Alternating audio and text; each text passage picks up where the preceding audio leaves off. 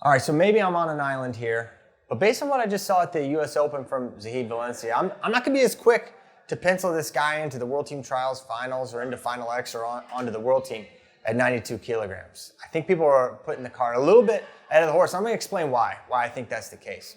I just watched him at the U.S. Open. He made the finals. He looked good, and then he got to Aaron Brooks, and we saw he got up 6-0 against Aaron Brooks and was worn down and ended up losing that match 8-6. And we'll circle back to that match.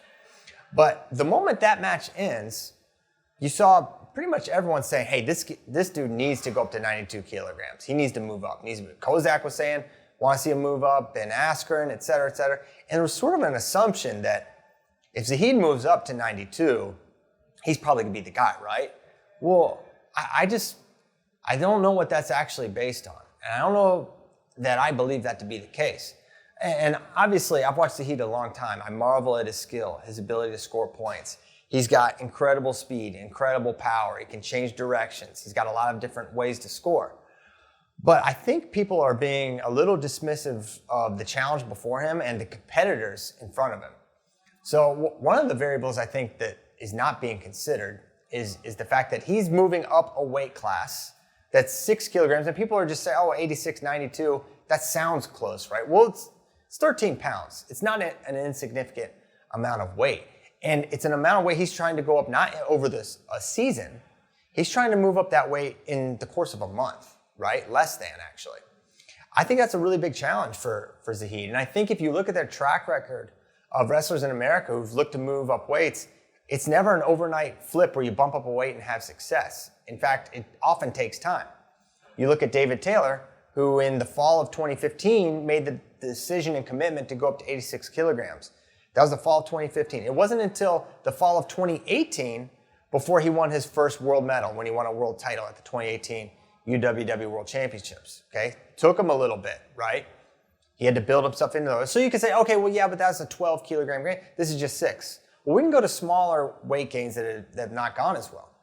Nick Suriano was, on paper, maybe the favorite to make the Olympic team in 2021. Okay, COVID happened, he didn't enter the tournament. So then he enters the World Team Trials at 61 kilograms when Thomas Gilman took the 57th spot at the Oslo World Championships.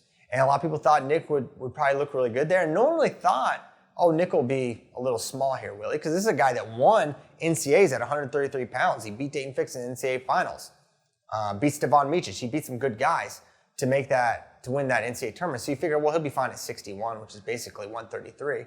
Well, he goes there and he loses to Nathan Tomasello, and kind of the conventional thought to the viewers watching was, well, Nick's a little small.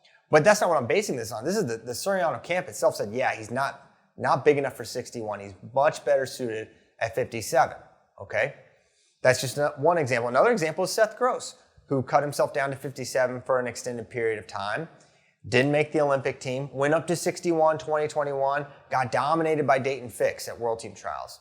A year later, he knocks off Dayton Fix, so it took him a little bit of time to grow. And we're just assuming that Zaheed is just going to snap his fingers and be a 92 kilogram wrestler.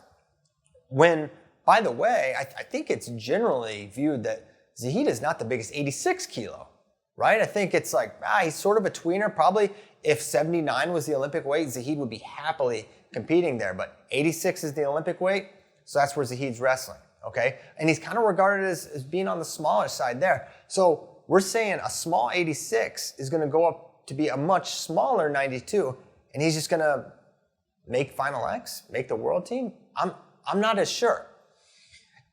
So I think a lot of the reason people think he can just move up is this narrative that 92 is an inherently weaker weight than 86. But I'm not entirely sure what that's based on. I think I would agree that 86 is a more difficult team to make, but that's just because David Taylor's there, right? Beyond that, the depth and the strength of the weight classes, I think 92 is probably just as tough, if not tougher, if you look at the volume of game competitors that are at the 92 kilogram weight class. And, you know, Mike Machiavello's sitting out in Final X, but you look at who's remaining at this World Team Trials bracket where Zaheed got the 3 seed, I believe. In his quarter, he'll have Morgan McIntosh, who's, you know, NCAA finalist at 197. That's just his first match, okay? Let's get to his potential semifinal opponent, Nate Jackson. Now, Nate Jackson is a guy, one of a very small number of people with a win over Jaden Cox. Okay, he beat Jaden Cox last year at Final X. On that list, you've got David Taylor, Kyle Snyder, Kyle Date. Those are the Americans with wins over Jaden Cox, plus Nate Jackson. So rarefied air for Nate, and he did that a year ago. And this is someone in Nate who has not only grown in size and stature, but his wrestling skill has increased considerably. And I bring that up because if you go back to 2019, when Zaheed dominated Aaron Brooks, who just beat him, he beat Nate Jackson on a last-second step-out. It was 2-2. Nate Jackson had criteria. Needs a point. It's tied. Jackson has criteria. Valencia goes in. He's got an ankle. Now he's got to work to finish. They're in a scramble. Jackson's over top. Valencia with 10 seconds. He continues to work. It's behind on the body. He's got his back. He's going to get one. With 3 seconds on the clock, Zaheed Valencia does what needs to be done. Right? And then Zaheed gets to rear standing, takes him out of bounds, and then he ends up winning the match late, okay? So you take that and you say, well, Nate's only gotten better. This could be a really tough matchup. Now, I'll admit, I think Zaheed matches up reasonably well against Nate because he can match some of Nate's best gifts, his speed from distance. I think Zaheed can match that reasonably well, but I'm not convinced he's not an underdog here against Nate Jackson. I wouldn't rule that out. It was close a couple of years ago, and Nate's only gotten better. Not to say Zaheed hasn't improved, but I think it's a really tough match. And then you get to the final, where he'll likely see Colin Moore. Colin Moore has been the number 2 guy at 97 kilograms. Okay, well, if you're the number 2 guy, but who's he number 2 behind? Maybe one of the greatest American wrestlers ever, Kyle Snyder. So he's in the Olympic trials finals, loses to Kyle Snyder. He's in Final X last year, loses to Kyle Snyder. So this is a guy that could have been representing us on the Olympic and world stage had not one of the greatest wrestlers of a generation been there. And you can say, well, Jaden would have been up there. Well, he wasn't. And if Jaden was up there, maybe Colin Moore is down there holding down 92 all these years. But the fact remains, Colin Moore's been at 213 pounds competing. That's what 97 kilograms is. Now he's coming down to 92. So he's going to be every bit of 92 kilograms.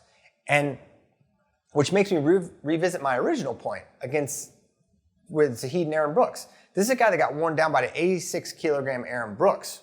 Well, what do you think could potentially happen against a 92 kilogram Morgan McIntosh or Nate Jackson or Colin Moore? I think his hands are absolutely going to be full here. I think the 92 kilogram division is being totally slept on. And I think you should maybe slow down on penciling Zaheed Valencia into Final X.